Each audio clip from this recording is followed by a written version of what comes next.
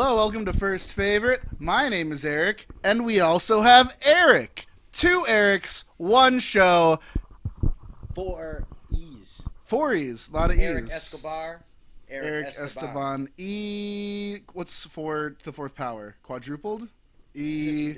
E rectangle. E to the fourth. Hey, E the fourth power. You're watching First Favorite. We're gonna talk about your first and your favorite jokes. Okay. Let's go with first. What was the first joke you ever wrote? That I ever wrote? That you ever wrote, or you ever came up with? It can be mine. No. When I did this, was I was like in high school and I just had a quick. Am I gonna hear yours? You can if you want. I want to. You can if you watch Three Sweet Productions and subscribe. Oh, it's on there. It's Yes. already on there. So go back and watch it. We won't make them do it here. My first joke, I wrote it. My homie asked me to do a show in Chicago. Okay. And it was my stand-up debut.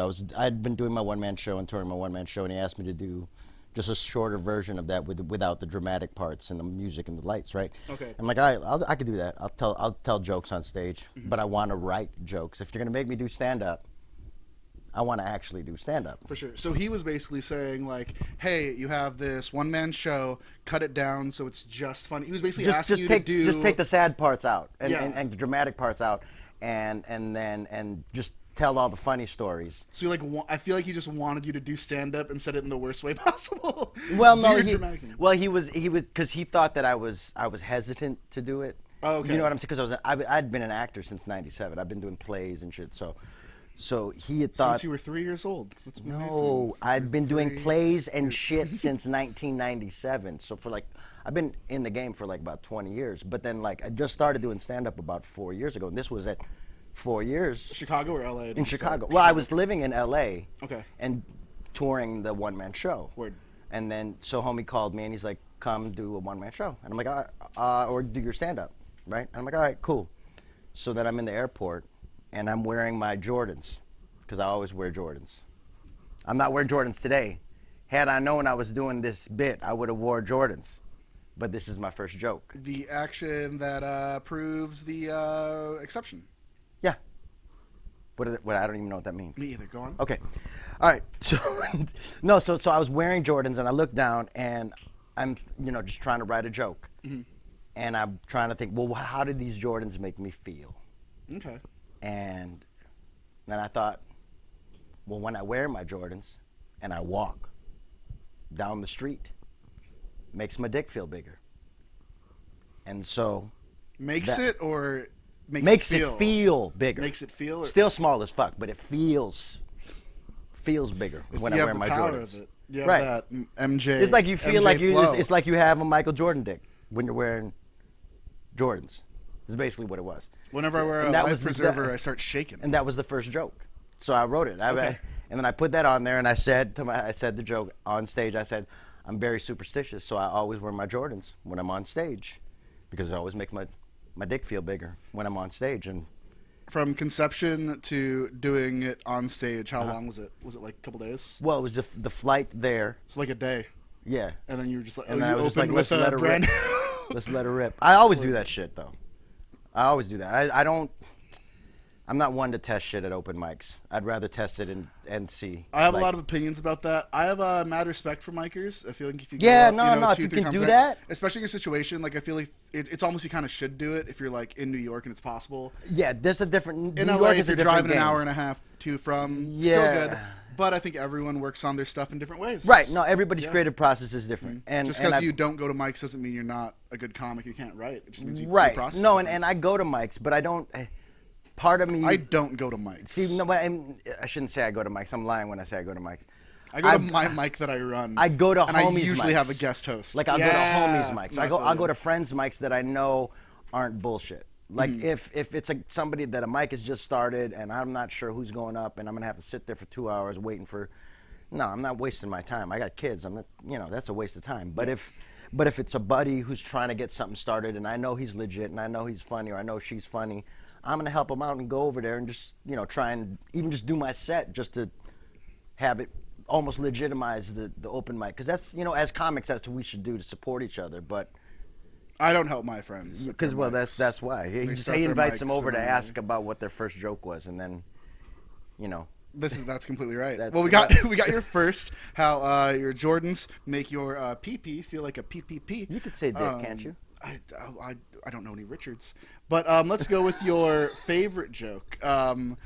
When I did this, I told the first joke I ever wrote was one of my favorite jokes. So it kind of like blended. But I'm gonna open this up. This could be your favorite joke that you've written, or like a favorite joke that like you heard or that you remember. Because like there's a joke my dad used to tell to everyone he would meet. So like it's not my joke, but it's like one of the favorite street jokes.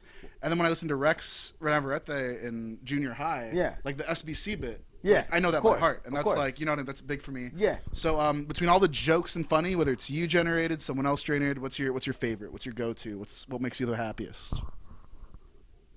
My favorite joke of mine is Miscellaneous Brown. Because it's just 2 words, right? It's just me, and I just say, "Hey, you guys know I'm Filipino." You did it better than Baby Shoes Never Worn. What? What do you mean? What's that? Is that it? Let me check that. There was a contest, and it was like who can write a story in the least amount of words. Right. So someone wrote a story. It was 4 words. It was Baby Shoes Never Worn. Right. Oh no, Baby Shoes for Sale Never Worn, because it was like the short story. Sure. But you went from 6 to 2. Right. Because I just described myself, and I just described my acting career, because I played Puerto Rican and black and Asian. Well, you only do the black when you're wearing Jordans. Listen, I had cornrows one time in a play. Really? Straight up. Yeah, no, the whole thing. I played all the different races and colors. That's why I call myself Miscellaneous Brown, and you're right. It's a 2-word story to my whole my whole 20-year jaunt from Chicago to LA. That's a lot of jaunting. So that's my favorite joke as far as what I wrote, because it's just 2 words. But my favorite joke, oh man, probably, I don't know, probably anything Eddie Murphy said. Oh, or just all of Delirious is your favorite joke? Straight up. Like, all of Delirious. What's your favorite joke? Sit down. I got an hour and a half for you. Here we go. I mean, I can't, it's hard to pick out one specific. I mean, even like the characters for me are like characters.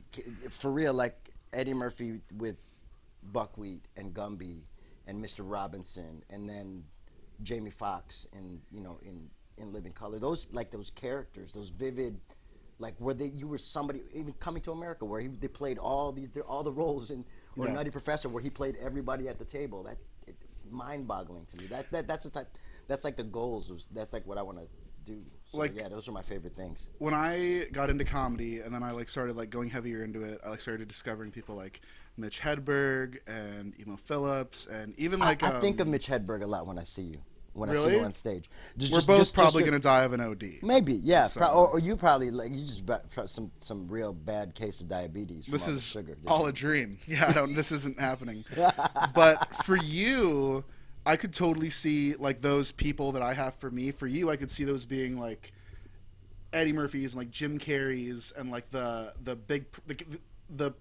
character people. Yeah, you know what I mean? Because for me, they were all like jokey joke people. But I have to give a shout out to Joey Gilla, because on my first set, Joey Gilla. You know Joey. You know the stand-up comic here, Filipino comic. I don't know Joey. Gilla. From NorCal. You got to meet Joey. Joey's one of the best. Anyway, Joey's been doing it for a long time. He was headlining on my first show here in LA. Oh. And I had just done straight jokes, right? I did the no gay jokes. Those are small. You should not make. I had done no character equals. work in my first set. Character. This guy. But for real, like there was no character where it was just all straight jokes. And he pulled me aside at the end of the show, and he's like, "Bro, I met you doing Mini Pacquiao. You do characters. Why wouldn't you do characters on stage when you're doing stand-up?" Word. And I was like, "You are totally right." But here's the thing, just to kind of wrap us up and kind of like bring it all together. I think a lot of people are like, "Oh, well, you have this stage presence and you have this persona, and it's funny, but you're so funny off the stage. Mm-hmm. Why don't you just be more organic? Why don't you just be more you on stage instead of just doing like dumb jokes or whatever?"